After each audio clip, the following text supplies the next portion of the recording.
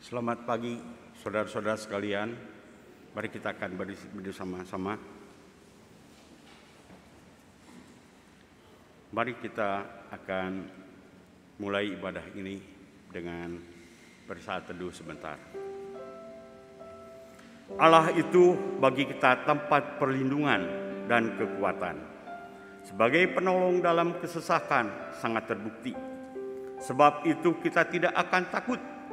Sekalipun bumi berubah, sekalipun gunung-gunung goncang di dalam laut, sekalipun ribut dan berbuih airnya, sekalipun gunung-gunung goyang oleh geloranya, Tuhan semesta alam menyertai kita.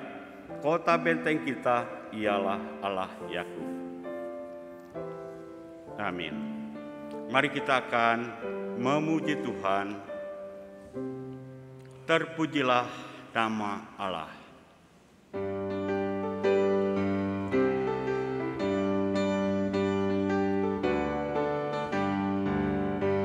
Terpujilah nama Allah di tempat yang tinggi, yang utus Yesus ke dunia menebus manusia. Puji namanya, puji namanya, puji muliakan namanya. Puji namanya, puji namanya, puji muliakan namanya. Nama Yesus penuh kuasa atas segalanya. Duduk di atas tahtanya, disembah malaikat. Puji namanya, puji namanya, puji muliakan namanya.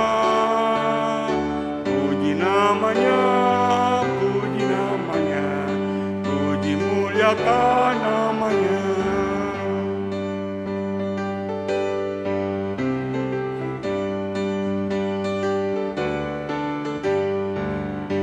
Nama Yesus sangat ajaib, dialah Raja damai yang memelihara segala bangsa sampai selamanya. Puji namanya, puji namanya, puji muliakan namanya. Puji namanya, puji namanya, puji muliakan namanya. Puji namanya, puji namanya. Jemaat yang terkasih dalam Tuhan, mari kita mendasari ibadah kita pada pagi hari ini dengan satu pengakuan bahwa pertolongan kita adalah dalam nama Tuhan yang menjadikan langit dan bumi dan yang memelihara umatnya untuk selama-lamanya. Turunlah atas saudara sekalian anugerah dan damai sejahtera dari Allah Bapa dan Tuhan kita Yesus Kristus, serta dalam persekutuan dengan Roh Kudus. Amin. Mari kita menyanyikan lagu Gloria Party.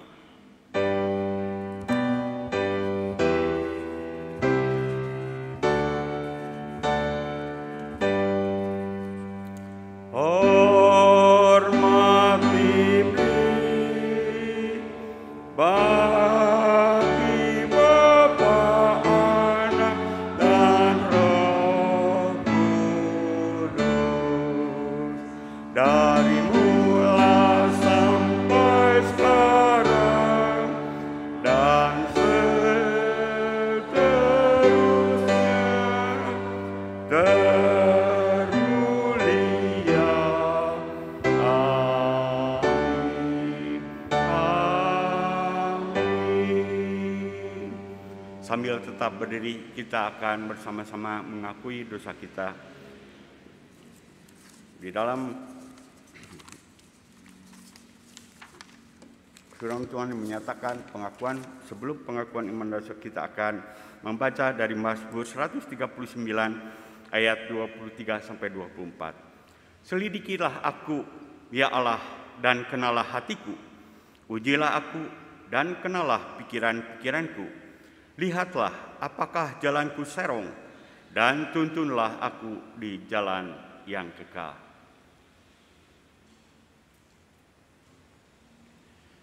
Mari kita bersama-sama merendahkan hati kita, dan kita dengan sadar datang untuk memohon pengampunan dan belas kasihan dari Tuhan. Mari kita berdoa.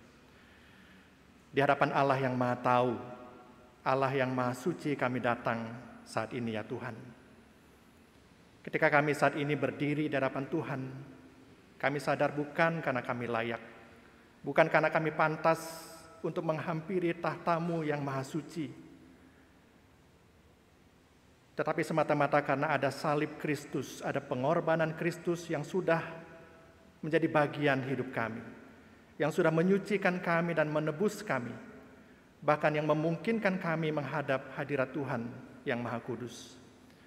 Bapa, terima kasih karena kami sungguh-sungguh adalah orang yang beruntung di hadapan Tuhan, yang sudah menerima kemurahan Tuhan yang teramat besar dalam hidup kami. Dan dengan penuh syukur dan sukacita kami mau datang di dalam ibadah pada pagi hari ini. Pimpin setiap kami Tuhan supaya sukacita surgawi, kekuatan ilahi itu melimpah-limpah dalam hidup kami. Dan kami sungguh-sungguh boleh merasakan Engkau ada, Engkau hadir, Engkau menguasai setiap kami dan bahkan seluruh rangkaian ibadah kami dari awal hingga pada akhirnya. Biarlah segala pujian, hormat, kemuliaan hanya bagi nama Tuhan. Di dalam nama Tuhan kami Yesus Kristus, Tuhan Juru Selamat kami berdoa dan mengucap syukur. Amin. Dengarkanlah berita anugerah bagi kita sekalian yang terambil dari Roma pasal 5 ayat 10. Roma 5 ayat 10, demikian firman Tuhan. Sebab jikalau kita ketika masih seteru diperdamaikan dengan Allah oleh kematian anaknya, lebih-lebih kita yang sekarang telah diperdamaikan pasti akan diselamatkan oleh hidupnya. Demikianlah berita anugerah, terpujilah nama Tuhan. Jemaat, silakan duduk. Mari kita akan memuji Tuhan sebelum kita akan mendengarkan firman Tuhan yang akan disampaikan oleh Pendeta Puji dari Mesias, dari Gloria. Mari kita akan menyanyi nomor 275.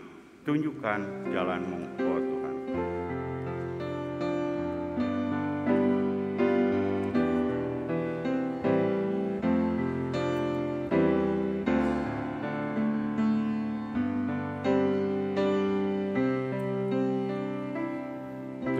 Tunjukkan jalan-Mu, oh Tuhanku. Mohon Kau pimpinku ke jalan-Mu, ke jalan yang lurus, memandang Tuhanku, terang sorga pimpinku ke jalan-Mu. Sewaktu ku susah tiada senang, Kau yang memimpinku ke jalan-Mu. Saat ku sedih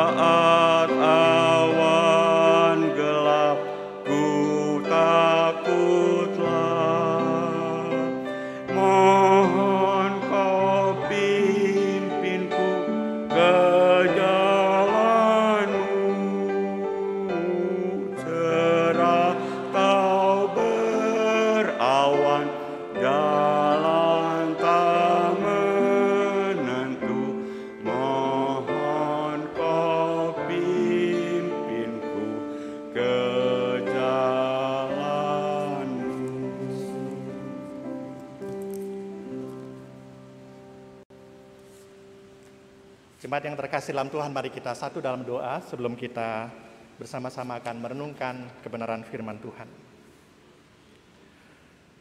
Ada masanya dalam hidup kami mengalami seperti kami berada dalam awan yang gelap.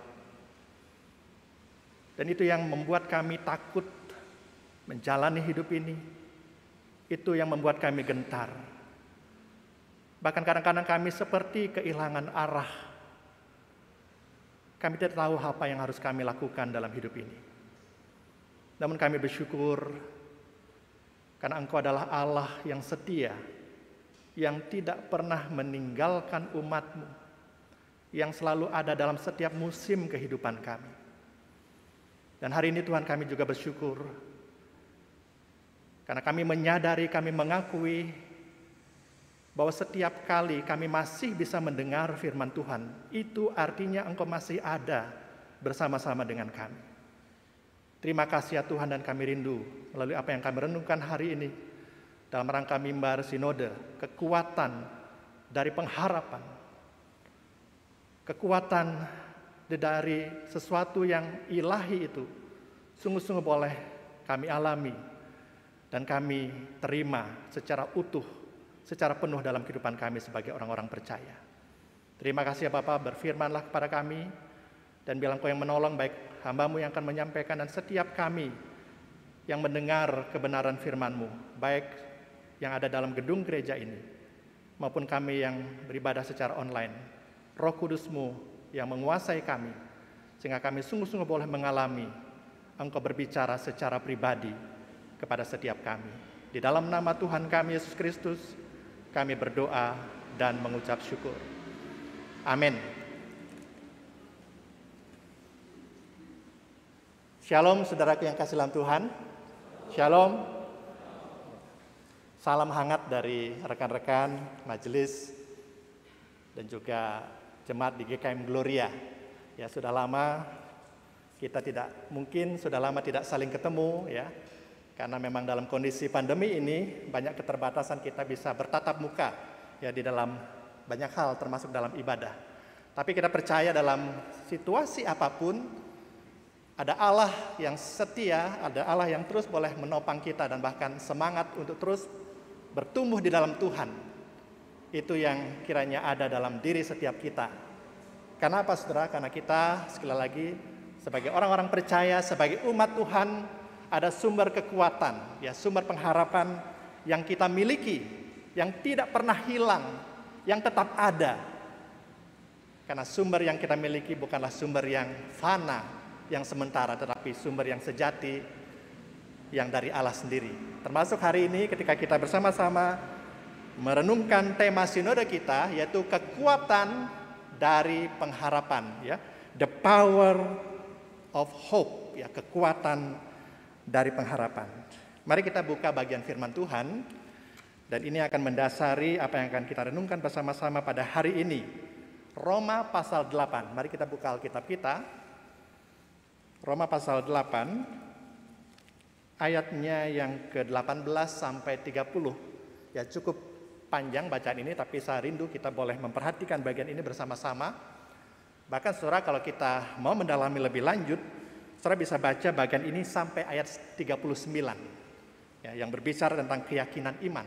Jadi pengharapan yang akan kita renungkan hari ini itu ada kaitannya dengan iman kita di dalam Kristus yang adalah sumber pengharapan kita. Mari kita lihat bagian firman Tuhan dalam Roma 18 Roma pasal 8 ayat 18 sampai 30. Saya akan bacakan buat kita sekalian. Mari kita perhatikan bagian ini secara seksama. Demikian firman Tuhan. Judul perikopnya adalah pengharapan anak-anak Allah. Sebab aku yakin bahwa penderitaan zaman sekarang ini tidak dapat dibandingkan dengan kemuliaan yang akan dinyatakan kepada kita. Sebab dengan sangat rindu seluruh makhluk menantikan saat anak-anak Allah dinyatakan. Karena seluruh makhluk telah ditaklukkan kepada kesia-siaan, bukan oleh kehendaknya sendiri, tetapi oleh kehendak Dia yang telah menaklukkannya. Tetapi dalam pengharapan, karena makhluk itu sendiri juga akan dimerdekakan dari perbudakan, kebinasaan dan masuk ke dalam kemerdekaan kemuliaan anak-anak Allah. ayat 22. Sebab kita tahu bahwa sampai sekarang segala makhluk sama-sama mengeluh dan sama-sama merasa sakit bersalin. Dan bukan hanya mereka saja, tetapi kita yang telah menerima karunia sulung roh, kita juga mengeluh dalam hati kita sambil menantikan pengangkatan sebagai anak, yaitu pembebasan tubuh kita. Sebab kita diselamatkan dalam pengharapan, tetapi pengharapan yang dilihat bukan pengharapan lagi. Sebab bagaimana orang masih mengharapkan apa yang dilihatnya, tetapi kita sekarang mengharapkan apa yang tidak kita lihat. Kita menantikan dengan tekun. Ayat 26. Demikian juga roh membantu kita dalam kelemahan kita. Sebab kita tidak tahu bagaimana sebenarnya harus berdoa. Tetapi roh sendiri berdoa untuk kita kepada Allah dengan keluhan-keluhan yang tidak terucapkan. Dan Allah yang menyelidiki hati nurani mengetahui maksud roh itu, yaitu bahwa ia sesuai dengan kehendak Allah berdoa untuk orang-orang kudus. Ayat 28 dan 29 ini ayat yang sangat terkenal dan saya percaya sudah sangat memahami dan hafal ayat ini. Demikian ayat 28. Kita tahu sekarang. Sebuah deklarasi pernyataan di tengah-tengah segala situasi apapun yang kita hadapi. Kita mengatakan kita tahu sekarang bahwa apa? Allah turut bekerja. Saya garis bawahi bagian ini. Allah ada. Allah turut bekerja, Allah tidak pasif. Dalam susah, senang, suka, duka, sehat, sakit, apapun yang kita alami, firman Tuhan dengan jelas mengatakan Allah turut bekerja. Dalam segala sesuatu, jadi tidak ada hal yang terlalu remeh di mata Tuhan. Tidak ada hal yang terlalu besar, yang terlalu sulit. Allah bekerja, Allah hadir, Allah berdaulat, Allah berkuasa dalam segala sesuatu. Untuk apa? Mendatangkan kebaikan bagi mereka yang mengasihi Dia, yaitu bagi mereka yang terpanggil sesuai dengan rencana Allah. Ayat 29.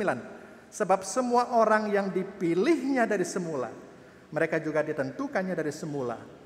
Untuk apa?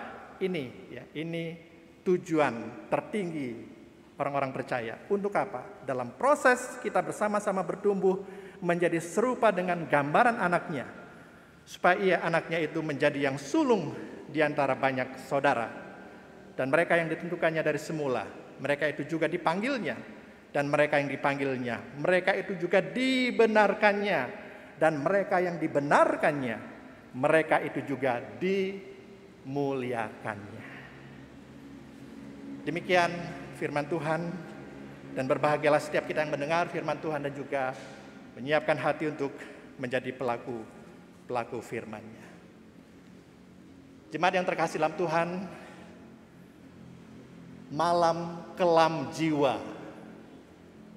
Saudara mungkin pernah dengar frase kalimat ini, malam kelam jiwa, the dark night of the soul.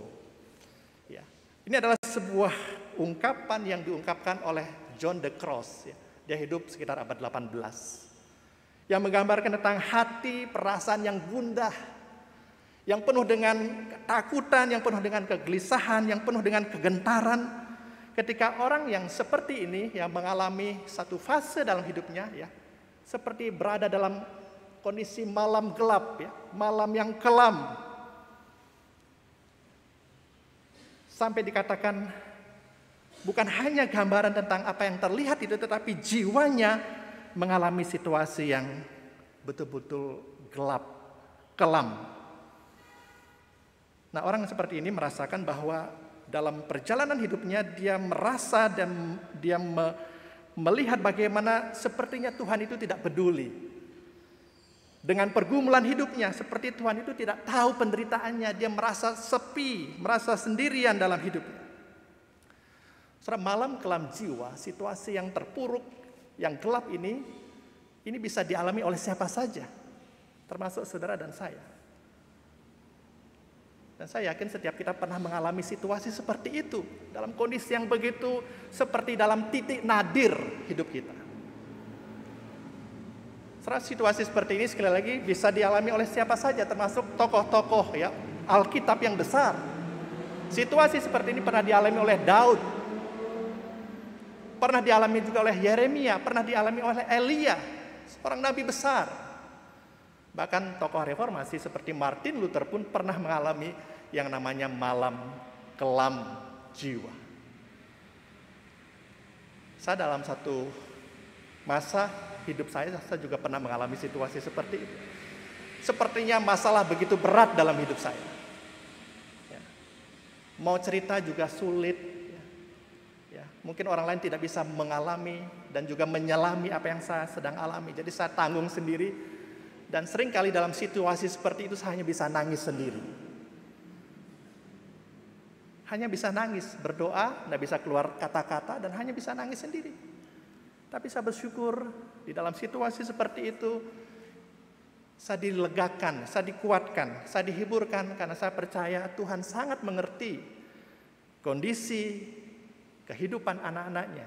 Apapun yang kita alami sekali lagi Tuhan ada, Tuhan hadir, memberikan penguatan, memberikan penghiburan bagi setiap kita. Sekarang mari kita lihat beberapa contoh ya, dalam kehidupan ini tentang beberapa orang yang merespon kondisi hidupnya dengan berbagai cara ya. Saya mungkin tahu tokoh ini ya.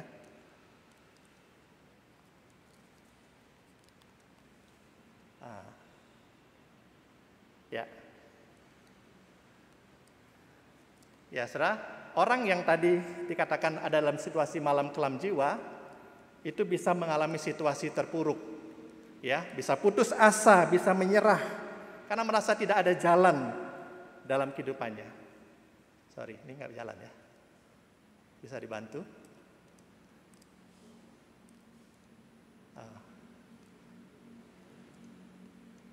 Ya. Baik.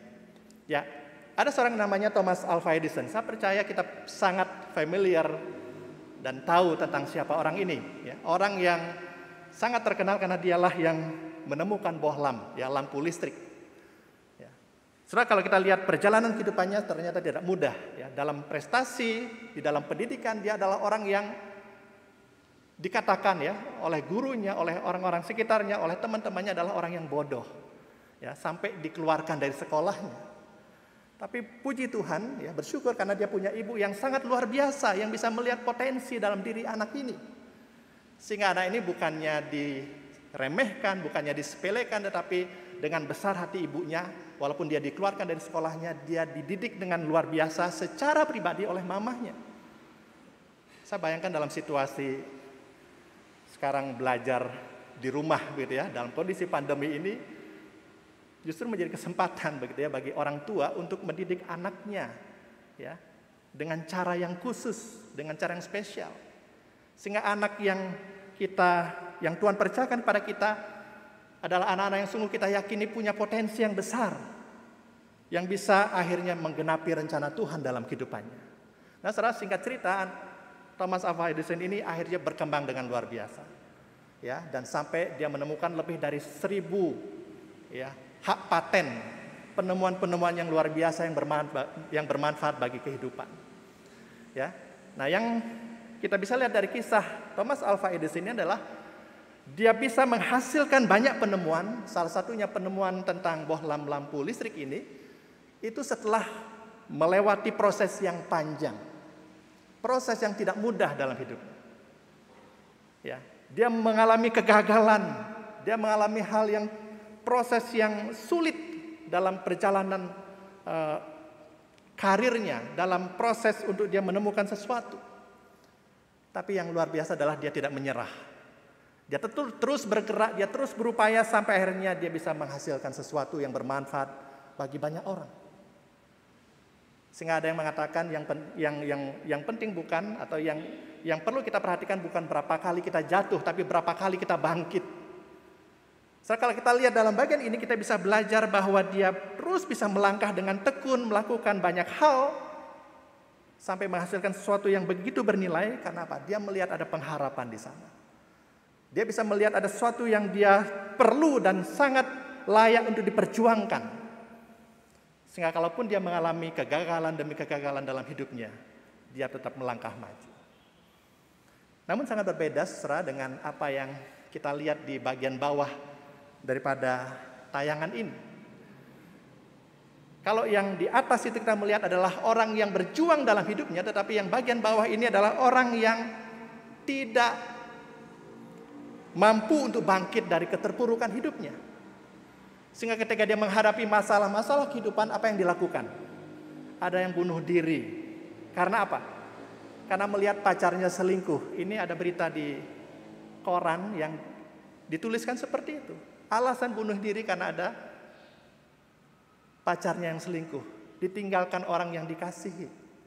Ada juga siswa SMP yang gantung diri, ya, karena beban hidupnya, ada masalah-masalah yang dia hadapi.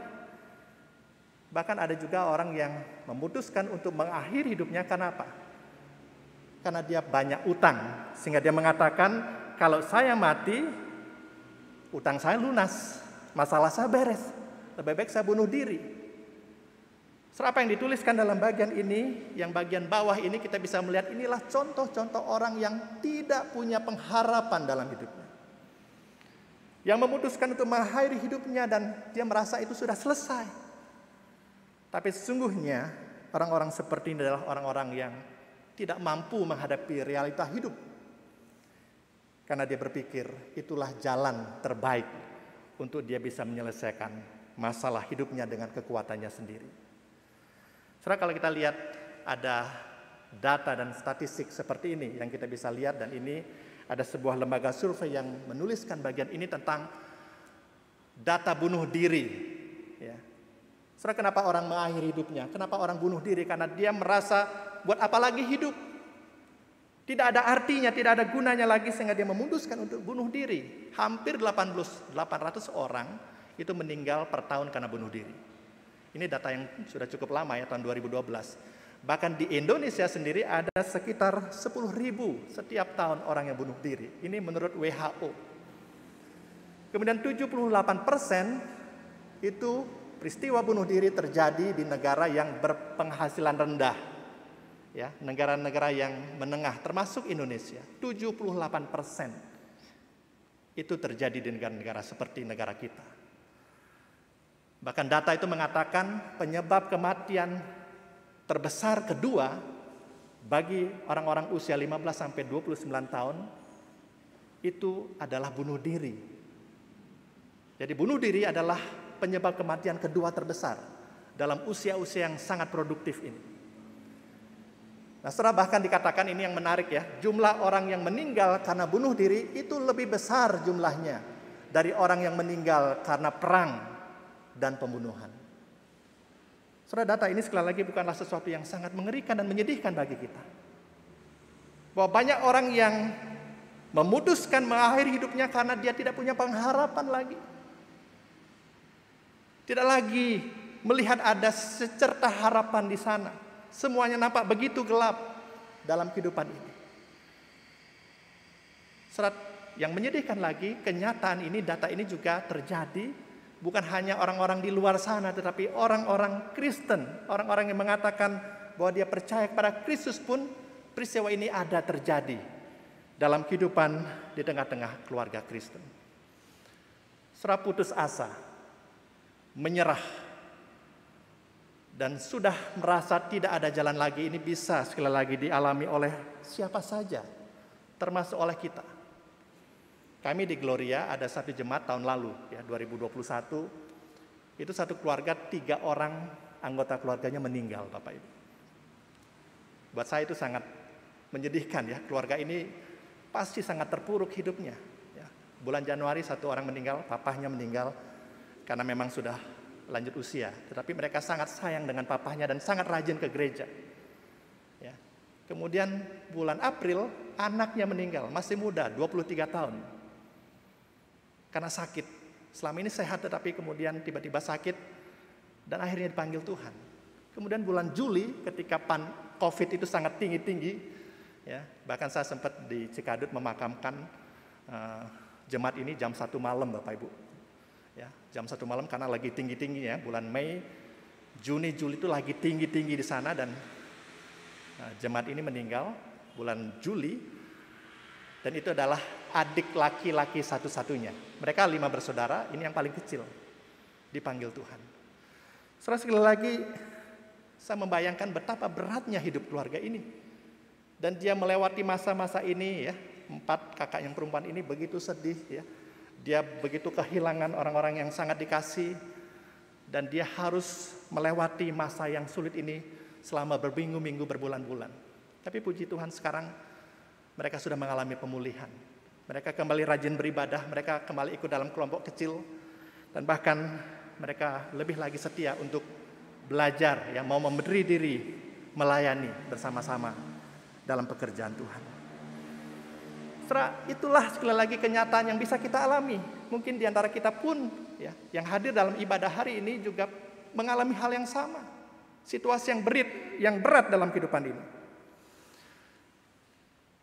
Ada istilah yang mengatakan demikian.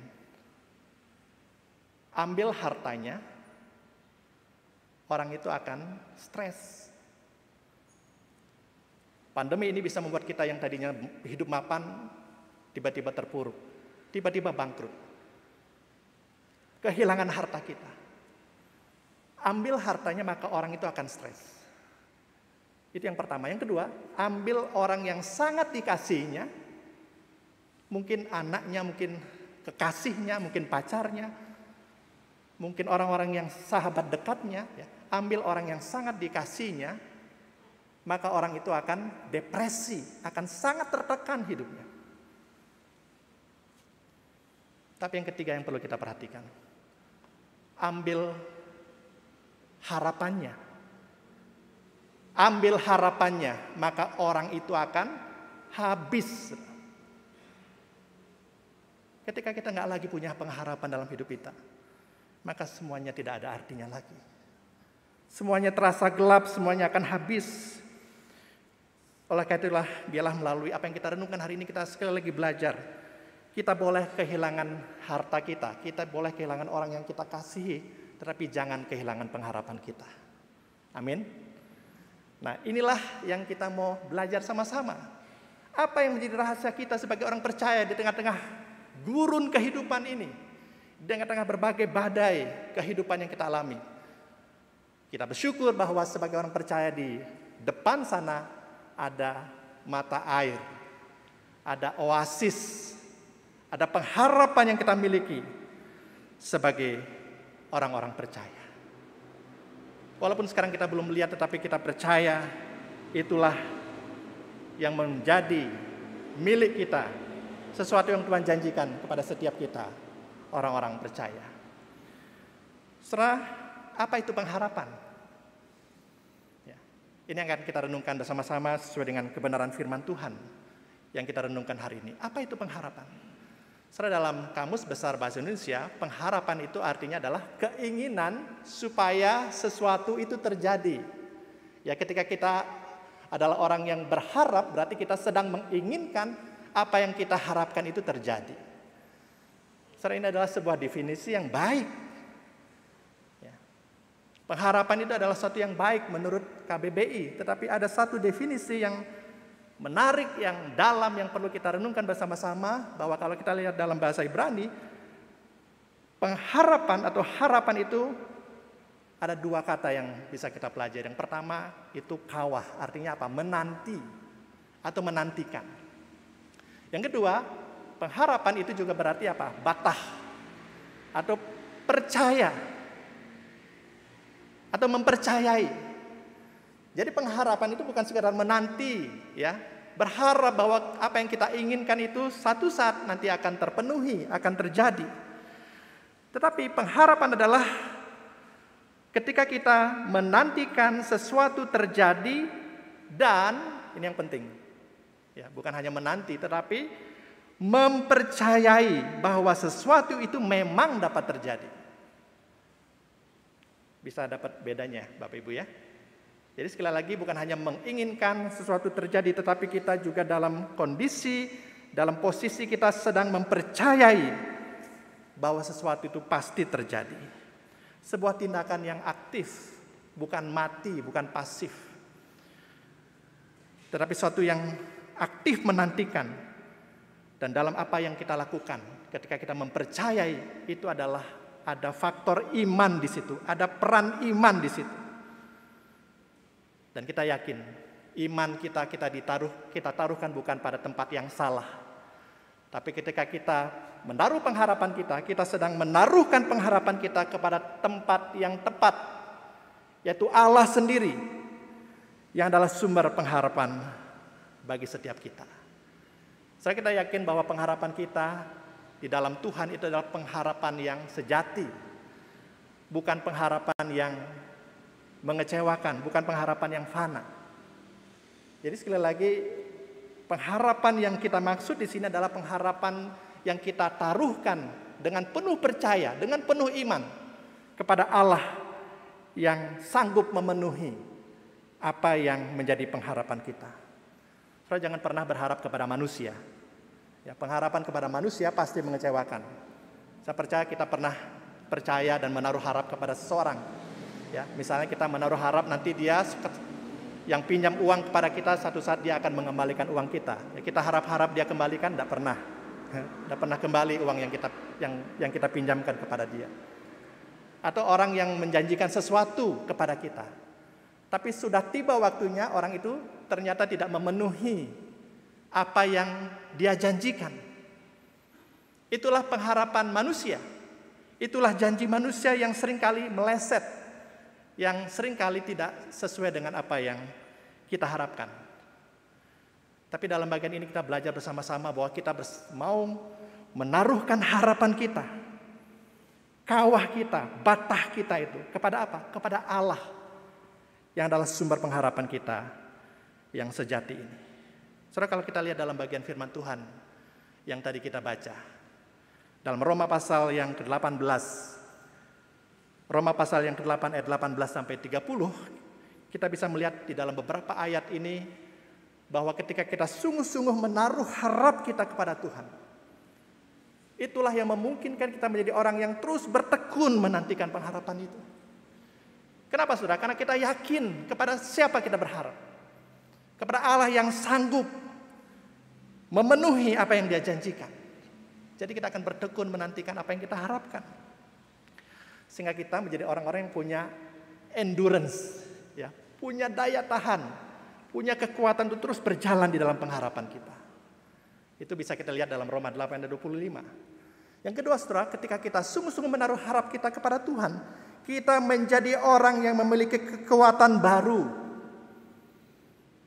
Roma 8:26 mengatakan bahwa ketika kita lemah, ketika kita tidak lagi bisa berdoa, ketika kita mengalami kehidupan yang sepertinya ada dalam titik nadir, bahkan mungkin kita sudah seperti mau bunuh diri, kita bersyukur bahwa kita memiliki kekuatan di dalam Allah, dalam Roh Kudus yang memampukan kita untuk terus melangkah, menghadapi pergumulan kehidupan kita, dan bahkan kita menjadi orang-orang yang berkemenangan di dalam Tuhan.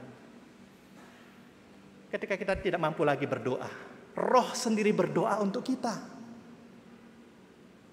Dia sangat memperhatikan kita. Saya bersyukur, saya percaya di sini juga di Kak Imtong ada tim doa. Itu penting sekali. Seperti tadi sebelum ibadah ada teman-teman, ada rekan-rekan berdoa untuk ibadah ini. Kami di Gloria juga hari Sabtu penata layan, kita dorong ayo berdoa untuk ibadah minggu. Supaya apa? Kita rindu Tuhan yang menjadi sumber kekuatan hidup kita, Tuhan yang menjadi sumber kekuatan bagi para penata layan dan seluruh jemaat boleh bertumbuh terus di dalam kekuatan yang sempurna itu, yaitu yang dari Allah sendiri. Sehingga hidup kita, ibadah kita menjadi persembahan yang sungguh-sungguh berkenan di hadapan Tuhan. Jadi sekali lagi, ketika kita menaruh harap kita kepada Tuhan, itu yang memampukan kita bertekun. Yang kedua, itu yang memampukan kita untuk kita punya kekuatan baru di dalam Tuhan. Bahkan yang utama, ketika kita sungguh-sungguh menaruh pengharapan kita kepada Tuhan, itu yang membuat kita menjadi orang-orang yang terus bertumbuh semakin serupa dengan Dia. Dalam setiap proses yang Tuhan izinkan terjadi dalam hidup kita, suka dan duka, sehat dan sakit, itu tujuannya adalah untuk kita dibentuk menjadi semakin serupa Dia, semakin dewasa, semakin indah di hadapan Tuhan. Hidup kita dimurnikan di dalam Tuhan. Itulah kebaikan Allah yang tertinggi, seperti apa yang dituliskan dalam Roma 8:28 dan 29. Allah turut bekerja dalam segala sesuatu untuk mendatangkan kebaikan bagi setiap kita yang mengasihi Dia. Jadi betapa luar biasanya pengharapan yang kita taruhkan di dalam Kristus yang adalah sumber pengharapan kita. Dan biarlah itu yang terus ada dan tumbuh dalam hidup kita sebagai orang-orang percaya. Saudara dalam Tuhan, kita bersyukur sebagai orang-orang percaya, kita sudah mengalami Kristus itu dalam hidup kita. Kita bersyukur sekali lagi bahwa melalui Kristus yang sudah datang ke tengah dunia, kita mengalami bagaimana anugerah Allah itu dinyatakan. Melalui kelahirannya, melalui kematiannya, melalui kebangkitannya, melalui kenaikannya ke surga, dalam pribadi dan karya Kristus kita sudah mengalami kemenangan itu. Kita bersyukur bahwa sesungguhnya kita yang percaya dalam Kristus sudah mengalami pengharapan yang sejati itu. Tetapi pada kenyataannya kita masih hidup di tengah-tengah dunia ini. Kita masih menjalani hidup yang penuh dengan pergumulan. Makanya ada istilah, sudah kita terima pengharapan itu tapi belum sepenuhnya. Already but not yet.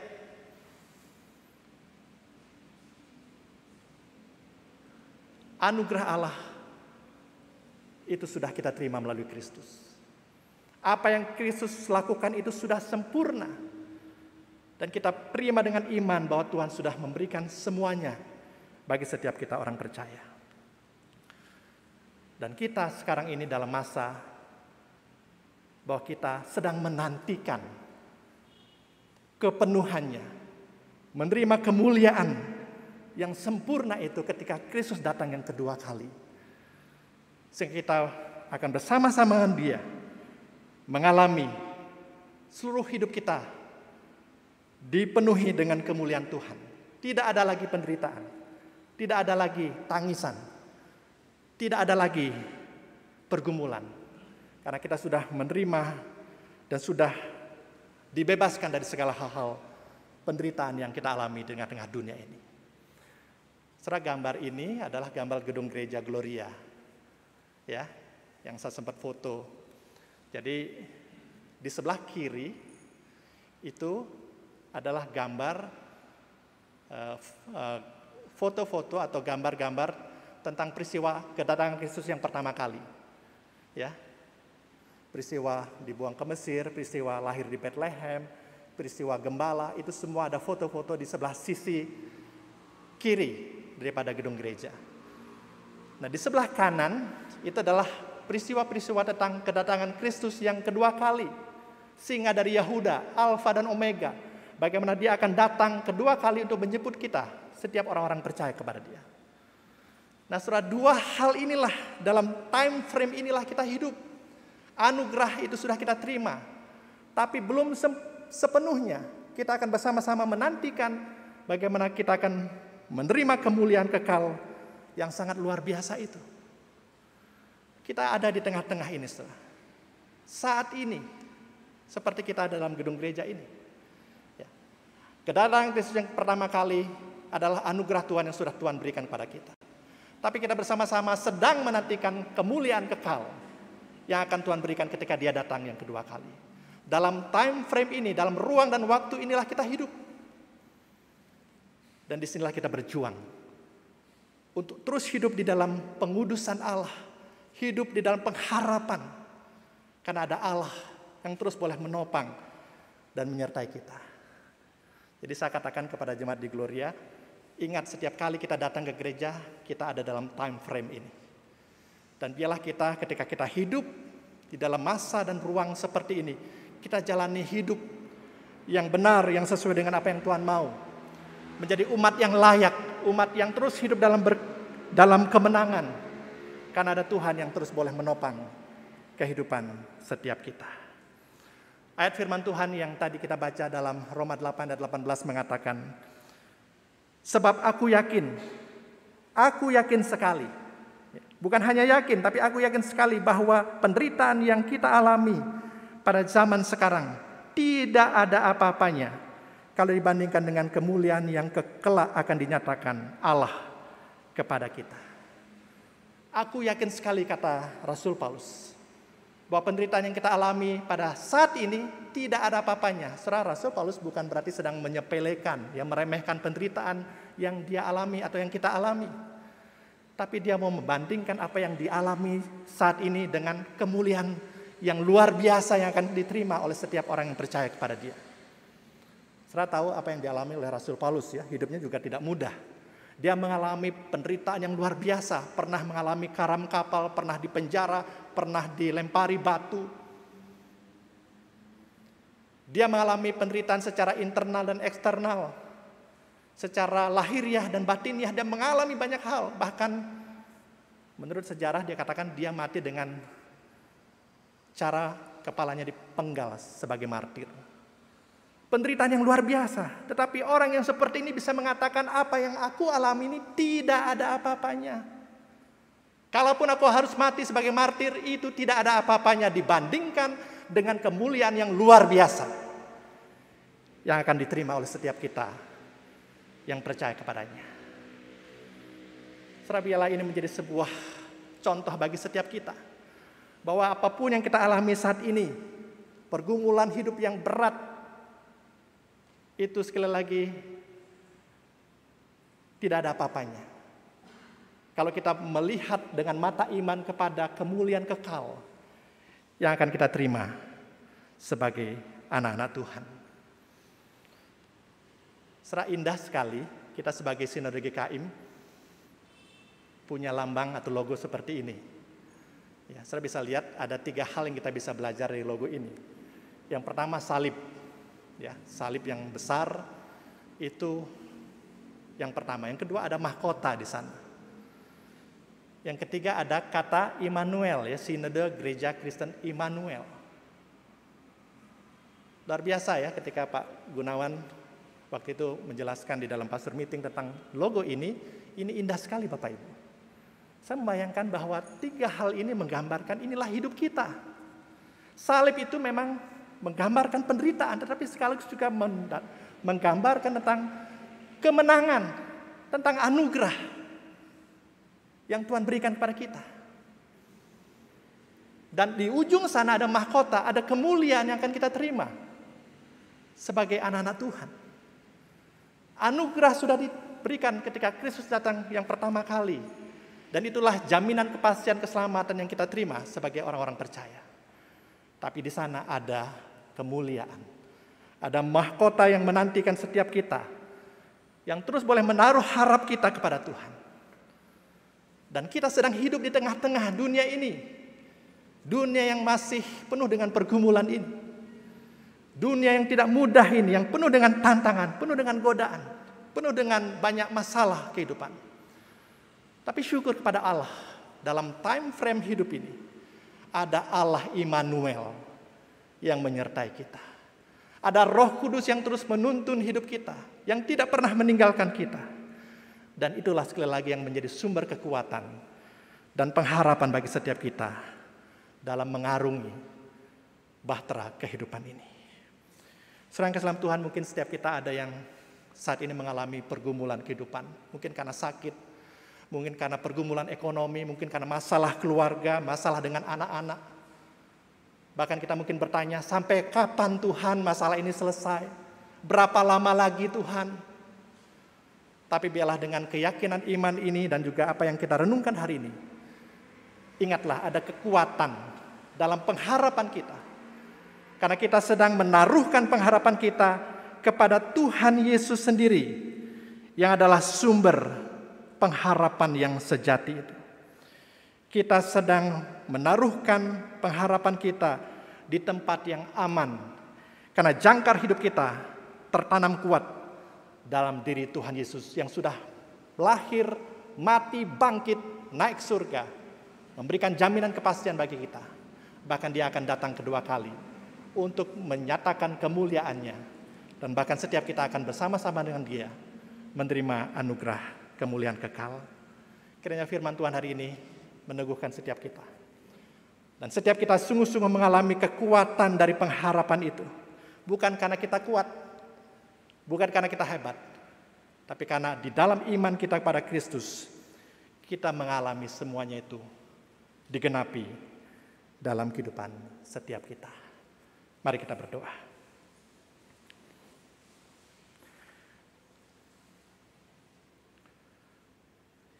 Mari kita menenangkan diri kita di hadapan Tuhan.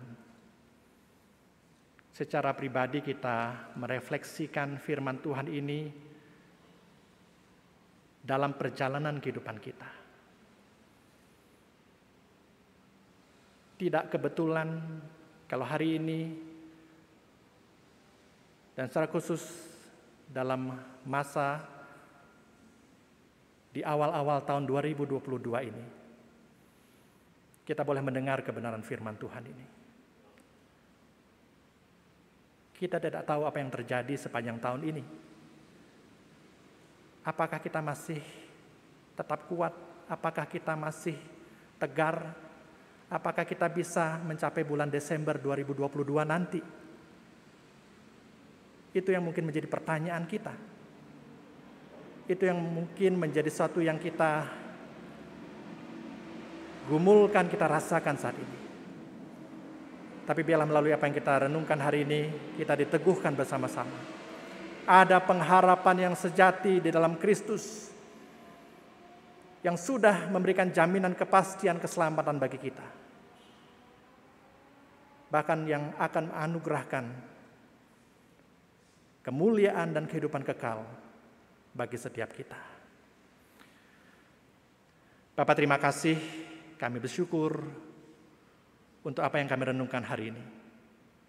Kami rindu setiap kami, Tuhan, pribadi lepas pribadi, setiap keluarga, bahkan jemaat-Mu di tempat ini sungguh-sungguh mengalami kekuatan yang ilahi itu. Karena kami memiliki pengharapan yang sejati dalam Kristus. Terima kasih ya Tuhan, dan biarlah keyakinan iman ini terus ada dalam diri kami. Tidak ada yang memisahkan kami dari kasih Kristus.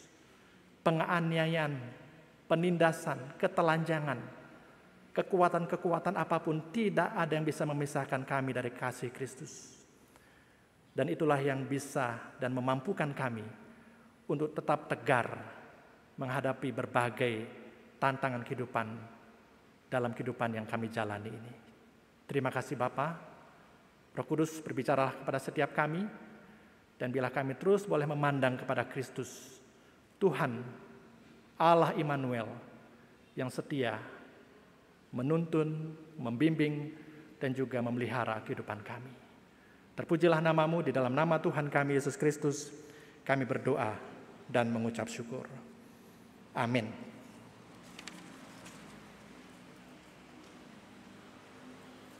Terima kasih kepada Pendeta Puji yang telah menyampaikan firman Tuhan. Berbahagialah setiap orang yang mendengar, menyimpan, serta melaksanakan di dalam kehidupan kita hari lepas hari. Baik, mari kita akan berdiri bersama-sama. Marilah kita bersama-sama dengan gereja dari segala abad dan segala tempat mengaku pengakuan iman rasuli. Pengakuan iman rasuli. Aku percaya kepada Allah, Bapa yang Maha Kuasa, Khalik langit dan bumi, dan kepada Yesus Kristus, anaknya yang tunggal Tuhan kita, yang dikandung dari Roh Kudus, lahir dari anak dari Maria, yang menderita sengsara di bawah pemerintahan Pontius Pilatus, disalibkan, mati dan dikuburkan, turun ke dalam kerajaan maut. Pada hari yang ketiga, bangkit pula dari antara orang mati, naik ke surga, duduk di sebelah kanan Allah, Bapa yang kuasa. Dan dari sana ia akan datang untuk menghakimi orang yang hidup dan yang mati. Aku percaya kepada Roh Kudus, gereja yang kudus dan am, persekutuan orang kudus, pengampunan dosa, kebangkitan tubuh, dan hidup yang kekal. Amin. Silakan duduk. Baik saudara-saudara, kita akan mempersiapkan hati kita untuk memberikan persembahan. Baik bagi saudara yang ada di tempat ini bisa melalui amplop, kemudian nanti dimasukkan ke dalam kotak yang telah tersedia. Bagi saudara-saudara yang ada di rumah, baik melalui transfer di BCA atau bagi QR Code. Kami menyanyi sebelum memberikan persembahan, kita menyanyi Sandar pada Tuhan menangkan seteru.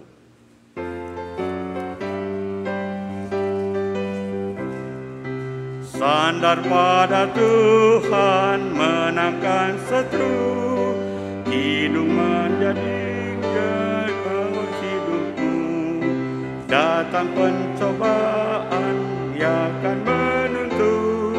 Selalu dekat Yesus, hati senanglah.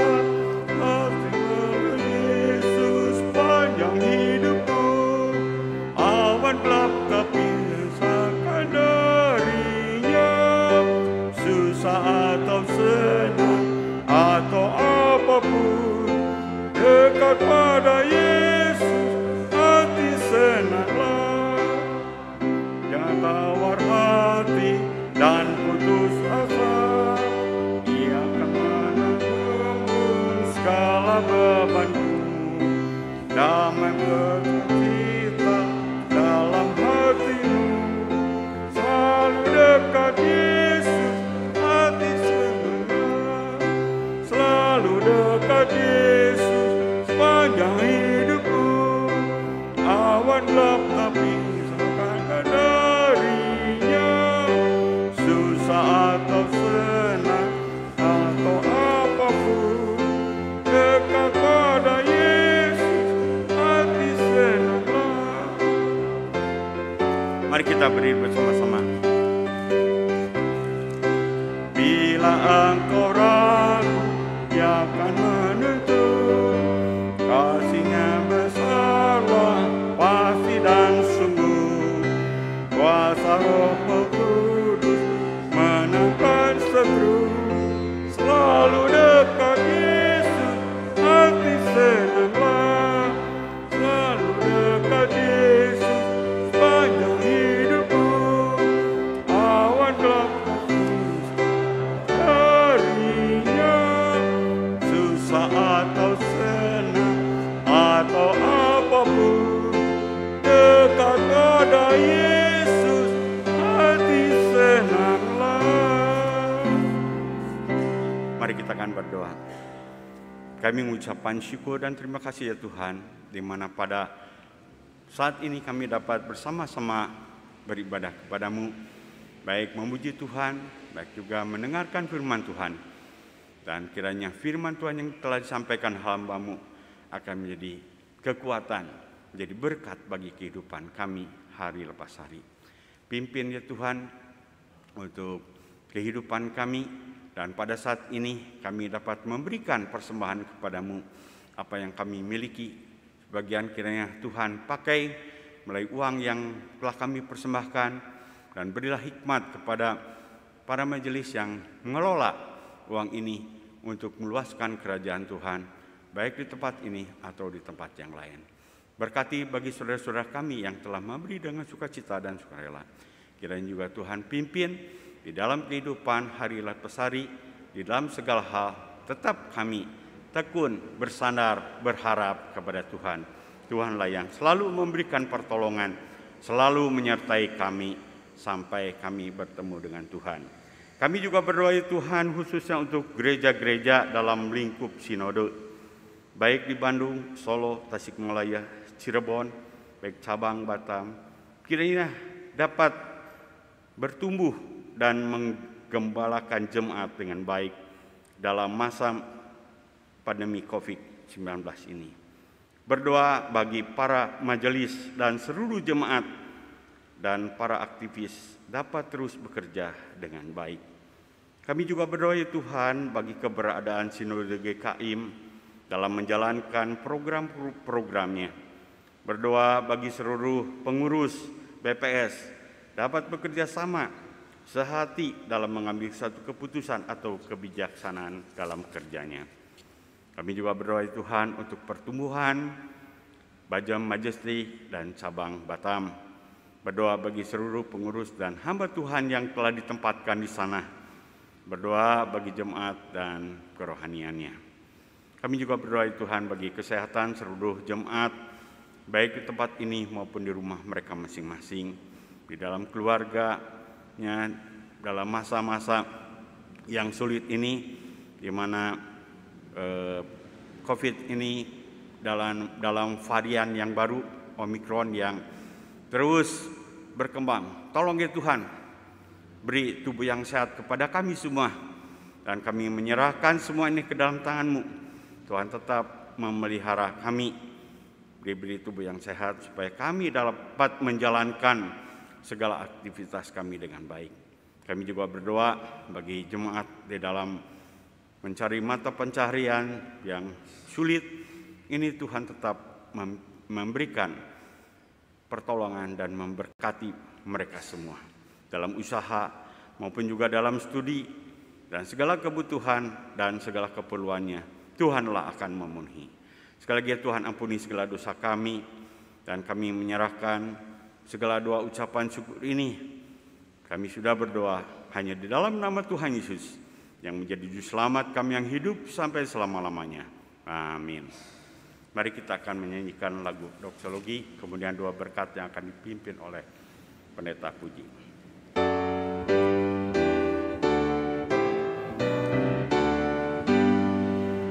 Puji Allah Bapa Putra, puji Allah Roh Kudus, ketiganya yang esa,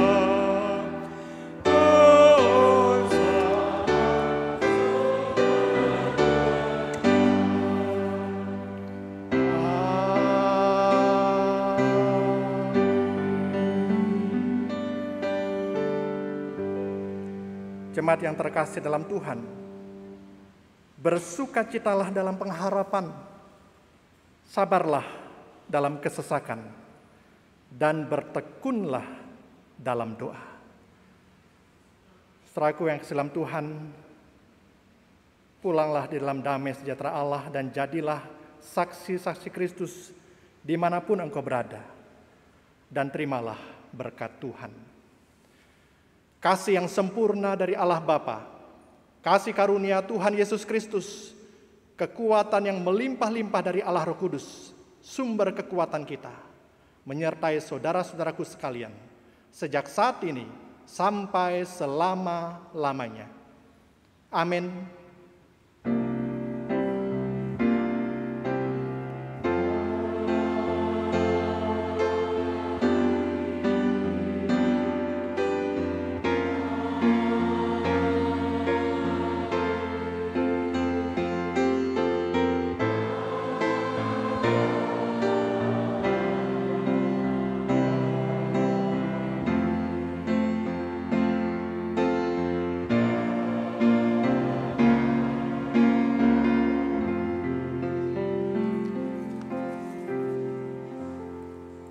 Silakan duduk.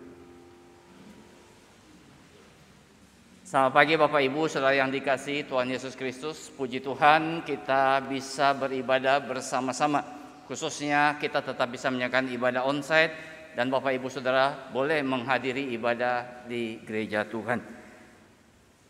Saudara, kami mengucapkan terima kasih kepada Pendeta Puji Adi Santosa yang baru saja menyampaikan kebenaran firman Tuhan. Biarlah kiranya Tuhan akan terus memberkati pelayanannya.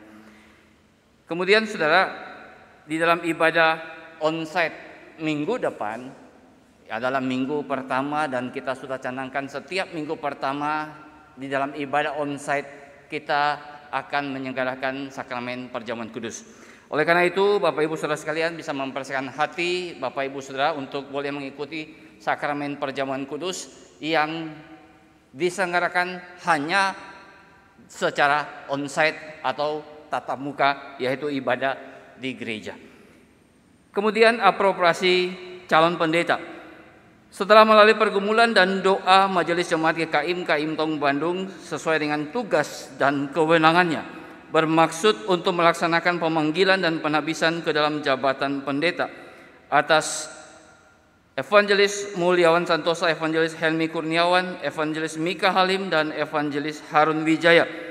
Majelis mengajak seluruh jemaat untuk bersama-sama mendoakan rencana pemanggilan dan penabisan ke dalam jabatan pendeta tersebut.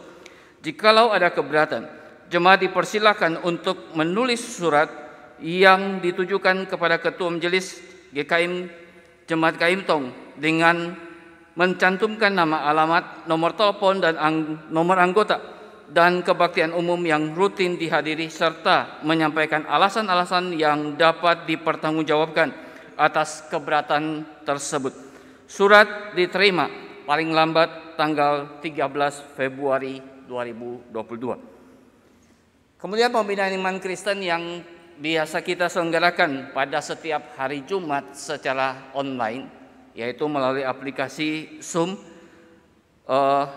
Untuk minggu ini, tema yang akan diangkat adalah apakah gereja Mormon itu yang akan dibawakan oleh penginjil Ishak Beriman, dan kami memberitahukan bahwa oleh karena ini berkaitan dengan kepercayaan yang lain, maka diselenggarakan hanya dalam aplikasi Zoom saja, tidak melalui live YouTube yang biasa kita gunakan, karena YouTube itu sangat umum sekali.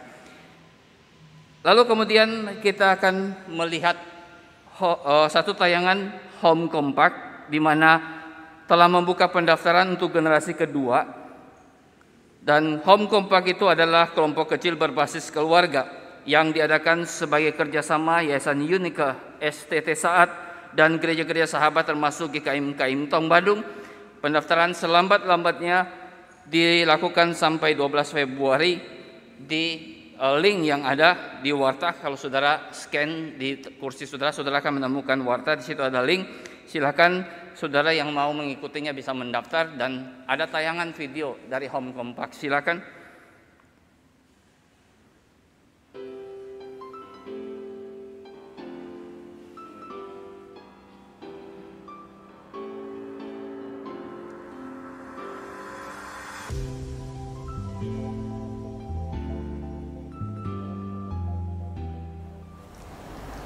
Mungkin Anda akan terkejut dengan menyaksikan tayangan berikut ini. Membangun satu relasi dalam keluarga itu gampang-gampang susah. Ada orang menganggap bahwa kalau keluarga itu dengan berjalannya waktu nanti juga akan lewat. Tetapi kenyataannya tidak semudah itu. Saya sudah lama merindukan bahwa saya dapat membangun keluarga bersama, saling terbuka, mempunyai relasi yang intim di dalam Tuhan. Suami, istri, anak, dan kami bertiga dengan Allah. Tetapi karena satu dan lain hal ini sangat sulit terjadi. Kemudian saya hanya berdoa. Satu hari Yayasan Unika bekerja sama dengan Saat Malam. Nah, akhirnya puji Tuhan KAIM Tong ikut serta di dalam kolaborasi ini. Maka mulailah terbentuk kelompok bersama, tumbuh bersama di dalam keluarga. Pada mulanya kami berpikir, alah, ini kan cuma teori. Ya, tidak apa-apalah, karena diajak-ajak oleh penatua atau diajak-ajak oleh hamba Tuhan, ya udahlah kita ikut. Tetapi ternyata dengan berjalannya waktu, hal itu tidak seperti yang kita bayangkan. Saudara tahu apa yang terjadi? Kami diperintahkan melakukan proyek-proyek kecil yang sederhana dalam keluarga, dan sesudah itu kami melihat luar biasa hasilnya. Saya yang sudah menikah demikian lama, yang teorinya sudah banyak saya tahu. Banyak pernik-pernik kecil yang saya ternyata lewat begitu saja dalam pernikahan. Kalau hal ini saya tahu, kalau bisa ulang, saya ulang dari hari pernikahan saya yang hari pertama. Saudara-saudaraku, acara kompak ini yang kita namakan kompak. Acara kompak ini adalah acara di mana kita dapat berkumpul dalam satu kelompok, kita berbagi bersama, kita menangis bersama, kita tertawa bersama, bukan dalam hal biasa, tetapi hal di dalam berkeluarga. Kita lihat bagaimana keluarga yang lain bisa bertumbuh juga dengan cara yang berbeda, dengan keunikan mereka masing-masing, dan itu bisa saling membangun. Akhirnya semua itu terjadi. Keajaiban terjadi dalam keluarga kami. Keluarga setiap peserta dari kompak ini. Oleh sebab itu mari, kalau Anda ingin bertumbuh secara keluarga dalam hal kerohanian, jangan lewatkan. Dan pasti Anda akan lihat mukjizat terjadi dalam keluarga Anda. Shalom, Tuhan Yesus memberkati. Selanjutnya fellowship remaja hanya secara onsite akan diselenggarakan pada hari Sabtu 12 Februari 2022 pukul 4 sore. Ya, dengan tema metanoia dan pembicaranya Evangelis Rini Anggreni. Diharapkan Bapak Ibu Saudara yang punya anak remaja bisa memberikan dorongan untuk mereka bisa mengikuti fellowship ini, dan keterangan lebih lanjut Saudara bisa menghubungi Penginjil Helmi. Dan yang terakhir adalah berita duka beberapa jemaat kita atau anggota dari jemaat kita yang telah berpulang ke rumah Bapak. Yang pertama almarhumah Ibu Chong Tan Sang yang berusia 82 tahun telah dipanggil Tuhan hari Senin 24 Januari dan telah dikremasikan pada hari Kamis 27 Januari. Kemudian almarhum Bapak Lim Chim Chun dalam usia 95 tahun pada hari Selasa 25 Januari meninggal dunia dan telah dikebumikan pada hari Sabtu 29 Januari 2022. Dan yang terakhir almarhum Bapak Chen Kwong Chow usia 81 tahun adalah suami dari jemaat kita Ibu Vivi Kartika, ayahanda dari saudara Christian Cendra dan Ferdian Cendra pada hari Kamis 27 Januari 2022 dan akan dikremasikan pada esok hari 31 Januari 2022. Kiranya Tuhan yang memberikan kekuatan dan penghiburan kepada keluarga yang ditinggalkan. Demikian warta pada hari ini. Terima kasih atas perhatian Bapak Ibu Saudara sekalian. Tuhan Yesus memberkati kita semua.